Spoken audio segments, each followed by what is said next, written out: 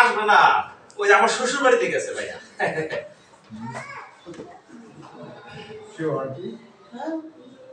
আপনি দিকে আমাদের ঘাবড়ে গেলেন। ওই না তো বাবা, আমি তো ঘাবড়ে নাই। আমি বাবা একটু চোখে কম দেই, তাই মানে খেয়াল করতে পারি নাই। কি যে বলেন ভাইয়া, আপনি আপনাকে দেখে আসলে মার একটু ভয় পাওয়ার রোগ আছে, এমনিতেই ভয় পায়। বলেন ভাইয়া, মা এমনি বলে রাত্রে বেলা একটু চোখে কম দেখে, এই কারণে মনে হয় যে ভয় পায়। হ্যাঁ, বুঝতে পেরেছি। আচ্ছা, বুঝতে পেরেছি।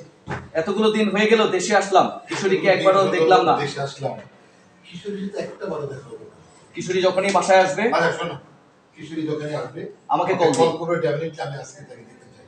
জি জি, ভাইয়া কিছু খাবেন না? না না, আমি কিছু খাবো না, তোমরা খেয়ে নাও। ঠিক আছে। হাত ছেড়া বাঁচলেন। কি আগে তুই তোমার মা নয় কিনা, তোরে আপনাকে চড়াইতাম, যাবে তো যান। আমারে বাবা, তুই এখন, আমি তোর মা, তুই আমার চলাইতি, এটা কোন কথা বলি? ছি ছি ছি। ওরা খাই দিছিল বুড়ি। আল্লাহ আল্লাহ, কি কয় বুড়ি টুড়ি মায়ের কয় বুড়ি হাঁটতে। আরে যাবে যা।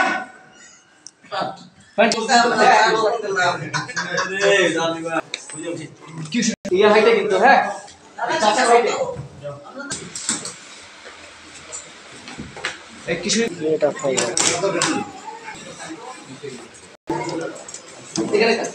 এখানে খালি দৌড়াদৌড়ির মধ্যে ছিলেন না?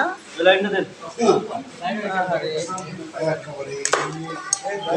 নেতা মানে হওয়া মানে ঝামেলা আমার হিসাবে দুনিয়ার কাজ করে শুনি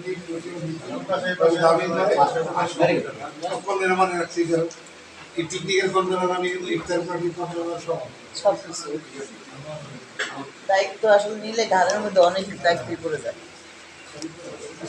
কাজ করছি কিশোরী, কিশোরী আমাদের